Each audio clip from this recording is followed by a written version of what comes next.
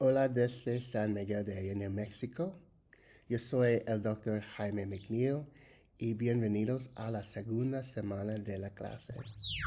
Hi, welcome from San Miguel de Allende, Mexico. I'm Dr. McNeil, and welcome to our second week of statistical analysis for business. I'm excited to go on this journey with you. I hope that the first week you had an opportunity to get your feet underneath you and that you're ready to take on our second week. This week's mug, or today's mug, is Campbell's tomato soup. It's a soup my mom insisted on feeding me when I was a kid, even though I told her how much I didn't like it. So, even though I didn't like tomato soup, I hope that you find something that you like about statistics and statistical analysis as we start our second week on the journey of understanding how data looks and how data is described in particular and specific graphical forms.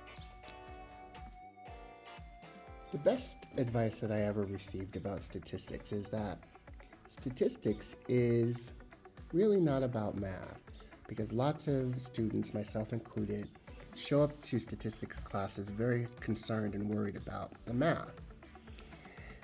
There is a real truth to something called math anxiety. And statistics, there are some calculations, there is some math, but it's not really big math, it's a lot of little math. It's not much more than adding, subtracting, multiplying, dividing, and exponents. And so the reverse of exponents is square root. We'll get into all of that. There's math. It's not very complicated math. It can sometimes get complex, but it's not very complicated. Statistics really is the study of language. And so every week I'm going to introduce to you new language, new key terms, and it's very important that you spend the time to really wrestle with these terms. Make sure you understand what they are. Make sure that you keep sort of a running grasp of how the terms work as we move from week to week. And in this week, we're going to focus on how data looks in terms of graphical formats, whether it be bars or pies or line charts. Let's take a look at this week's key terms. Week 2, our data or terms are focused on describing data using distributions and graphs. So I'm going to pick one term from each of the rows to introduce it. Let's see, I'm going to pick my highlighter, and let's see, I can choose that color. The first term I'm going to select is box plots. We'll talk about box plots in a second.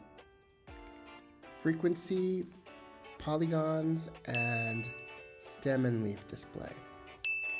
All right, so what these three terms have in common with each other is that they are each a form of a graphical representation, how data can be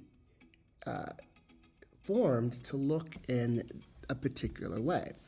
So box plots are a way to understand or to show the data, the top and the bottom, and the middle section.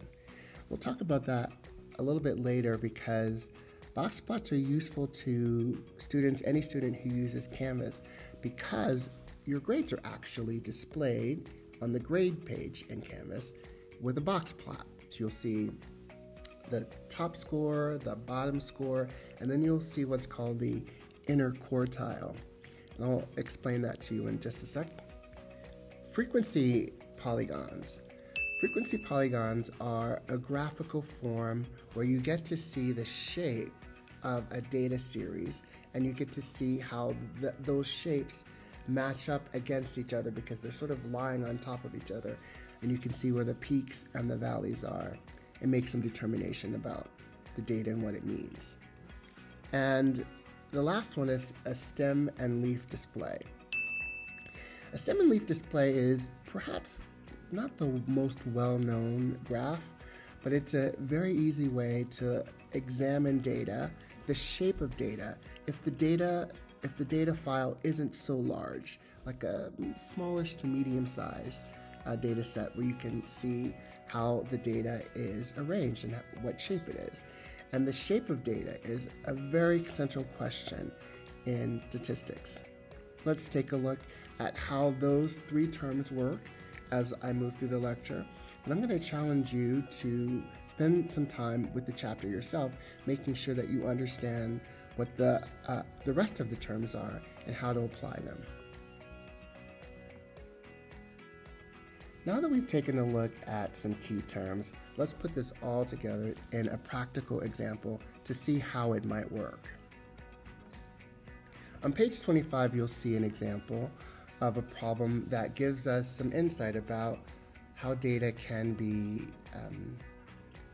constructed or designed in a way that communicates very easily what's happening inside the data set.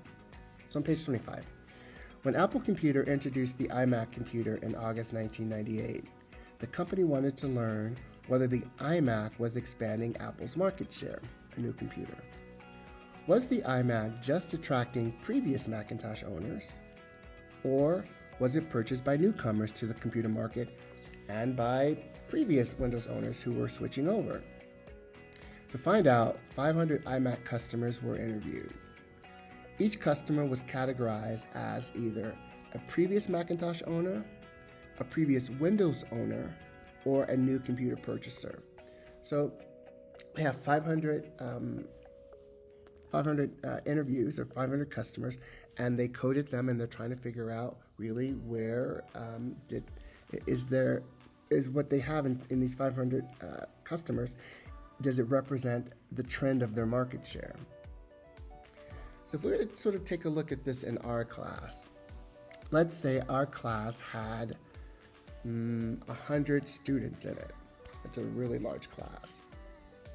And we wanted to code these students. Let's say 60 of the students were previous Macintosh users. So that would mean 60 was equal to 60%. 60 out of 100 is 60%.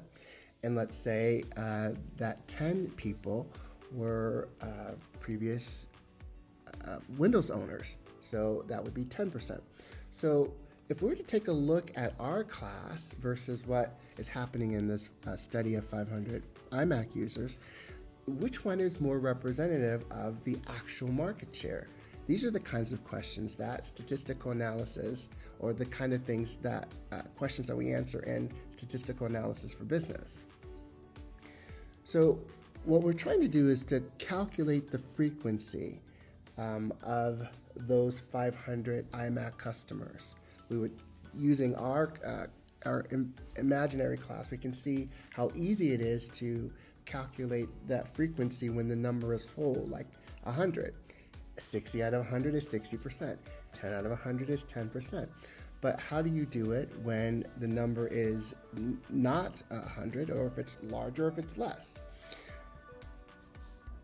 But let's take a look to see how, I wanted to see how this, meaning their data that they collected, how it stacked up against more recent data. So in 2023, I researched some information from this website. Reports from Patently Apple, that's the name of the website, Patently Apple 2023, showed that Windows holds the larger market share of 57.37%, while Apple holds the smaller market share of 29.62%, and Chrome OS holds the smallest market share. So this is allowing you to begin to get some insight in terms of the data that you collect as a sample, like the 500 Apple users, or the 100 people in our study, or the number of users that Patently Apple used to calculate their statistics. So the question is, when we have descriptive statistics, which is what we're going to focus on the first half of the class, descriptive statistics just tell us the state of things right now. In the second half of the class, we're going to use what's called inferential statistics, where we make decisions about what's really happening based on a small amount of data. So let's put this into perspective. Using Patently Apple's data that says that Windows holds the largest market share at 57%, Apple holds the smaller at 29%, and Chrome shows the smallest at 7%. Here you can see, in this area, what the data might look like if it were represented in a pie.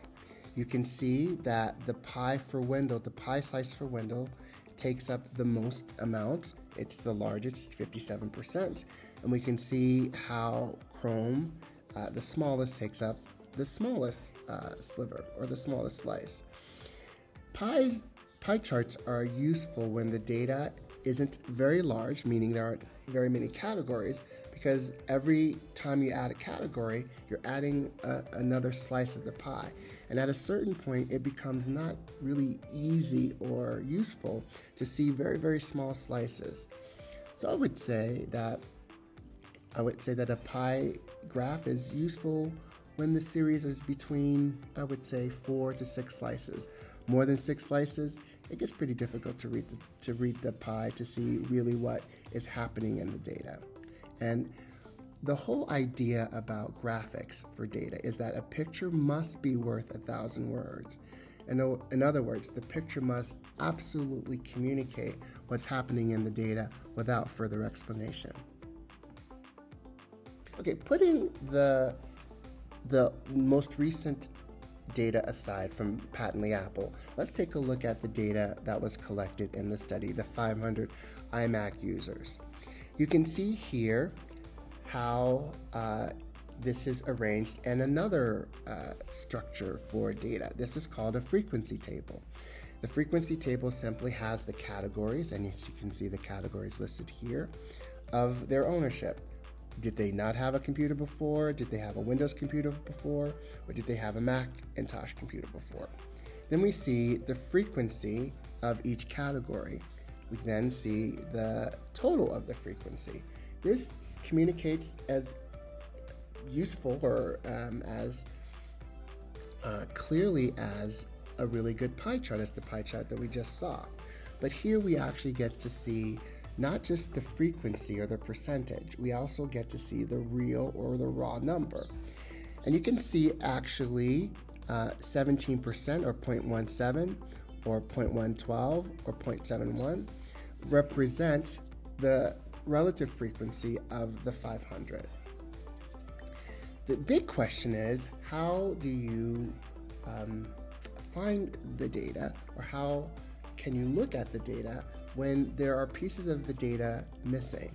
For instance, all of this data right now is being measured on the level of ownership, previous ownership, the frequency of that ownership, and the relative frequency of that ownership. But what should happen if you didn't know the total? Well, you would just simply add the frequency of the 3 groups and you would get the total. What if you didn't know the actual relative frequency? Quite simply, if you know the amount of the individual item, like you know that there are 85 for none, and you know that there are 500 as the total, you would simply divide 85 by 500, and that would get you the relative frequencies. The point is, even when there's missing information, using statistical analysis and using some of the little math that we use in statistics, you're able to tell some of the bigger stories and actually fill in the blanks, which is a very useful part and an important part of what's happening when we're trying to make decisions about business and statistics. And so now as you take a look at this data is the exact same, except it's not in a frequency table. This one is now described in a pie.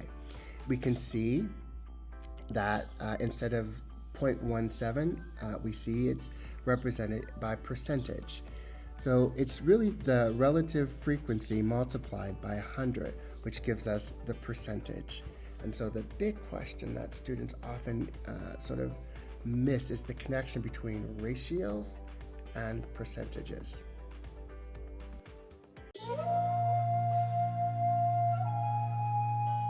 Okay, so here's the challenge. What's the difference between 0.71 and 71%? Do you know? There's no difference. The difference actually really lies in the representation and in the scale. 0.71, that's a decimal point. It represents a percentage of a fraction of the whole. So 0.71 means 71 hundredths, or 71 out of 100. Whereby 71%, well, that's a percentage. It represents a proportion of 100. So in this case, 71% means 71 out of every 100 parts, or 100 units. But essentially, 0.71 and 71% are the exact same thing numerically. One is represented as a fraction, and one is represented as a proportion. Does that help?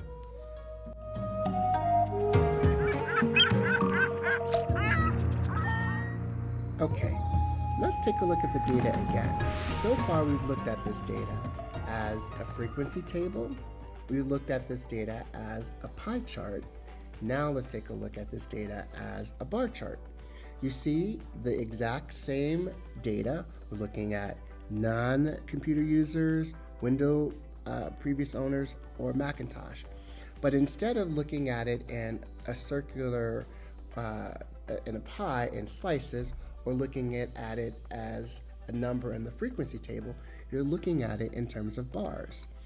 You can see across the bottom are the categories, and across the side are the number or the frequency number of buyers.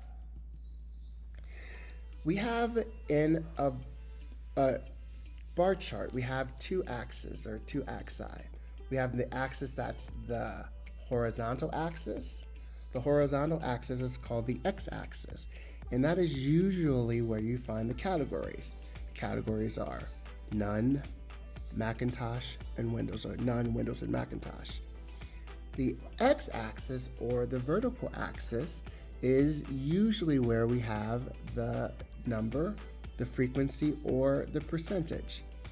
So if you can remember that the x-axis is usually horizontal, and it's where you can find the categories, and that the y-axis is vertical, and it's usually where you find the number, the frequency, or the percentages. And I say usually. If you take a look at this graph, you can see that what I just said about the x-axis and the y-axis does not appear to be true. Here, we can see that the x and the y-axis are not correct. In fact, the categories that are normally horizontal are actually vertical, and the values that are usually vertical are actually horizontal. So, in some occasion, the x and the y-axis may be different. It's important to take a look and to read the entire graph before you make a decision about what you're seeing. So far, we've looked at several graphs. We looked at a table graph, a frequency graph. We've looked at a pie chart. We've looked at a bar chart. Now, let's take a look at a line graph. Take a look at this line graph. I'll give you a second to just sort of take it in. See if you can use or leverage the idea that I just shared with you a minute ago, that a picture is worth 1,000 words. If that's true, what words do the story of this picture tell?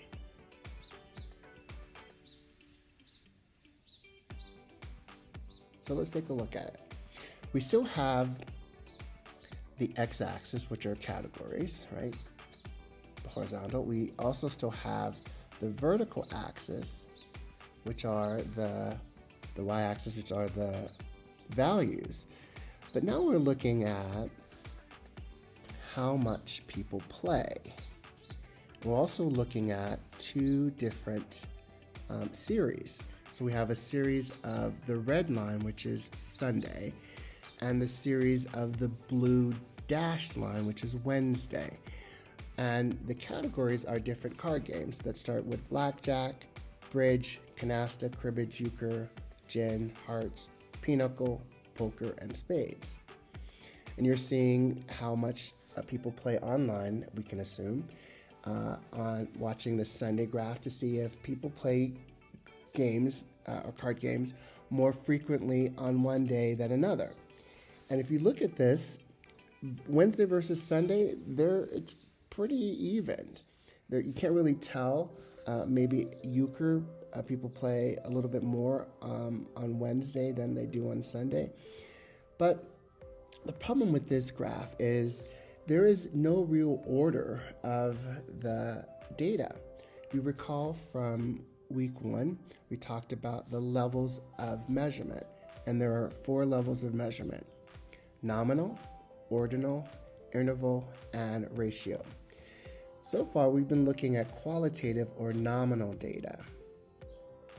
A line graph really sort of relies on ordinal data to be able to tell the value or the order of something. There is no inherent order of the different card games. So the way the cards are arranged in the categories is alphabetically. That doesn't really tell us much about whether one card game is played more frequently than the other. And so in this instance, we're seeing that perhaps a line chart is not the best way to describe data that isn't sequential in some way. There's no sequential order of blackjack to spades. Not a good graph. So let's sum this all up. So far, we've taken a look at 3 different kinds of graphs. We've taken a look at pie charts, we've taken a look at bar charts, and we've taken a look at line graphs. Pie charts are ideal for when you're looking at the proportion of a small number of categories, because after 6, it just becomes too difficult to read the slices. Bar charts are really useful when we're looking at discrete categories. Remember, discrete, we also look back at chapter 1. Discrete are whole numbers, not fractions. So if we're looking at whole numbers of categories or groups, bar charts are really useful. They can also handle more categories than a pie chart because you just keep adding more bars across. The bar chart perhaps gets wider, but you can still tell what's going on. Line graphs are useful when we're trying to illustrate time because the line is showing you movement over time. And so unless you are describing data that is sequential in some way, that is ordinal, a line graph isn't the most effective graph for that kind of data. Having said that, I hope that this first lecture gives you some insight and helps prepare you and sort of brings you closer to the textbook. This week's lecture will come in a couple of different parts, and so part 2 is coming right after, probably by Thursday. But just know that what we're heading for is we're getting our feet sort of grounded in the basics of what we're calling descriptive statistics. So the first half of the class, we're going to focus on descriptive statistics, and the last half of the class, we're going to look at inferential statistics. So chapters 1 to 6 for descriptive, chapters 7 to 14 for inferential. Where we're heading is inferential. To do that, however, there is one material that you need. We don't need it for quite a while. It's called a Texas Instrument TI 30XS calculator. You can find this calculator on Amazon. I'll give you a link. It's about $9. And we need it, say, around week 3. We're in week 1. So that gives you a little bit of time. Hopefully this gave you some insight into chapter 2. Make sure that you bring to our online questions or discussion any questions that you have, and make sure that you're supporting your peers by answering their questions. All right, having said that, good luck this week, and I'm really excited to see the statistics that you find. Take care. And stay tuned for part 2 of describing data. In that lecture, we will take a closer look at box plots. We'll take a look at how they're constructed and what the parts mean and how to interpret it. We'll take a look at frequency polygons. We talked about them, but we're going to get a chance to actually look at them and try to make some sense of them. And finally, stem and leaf, as I mentioned. Stem and leaf is probably the least known or recognized data graph, but can be very useful, particularly if the data set is rather small. Looking forward to our next session.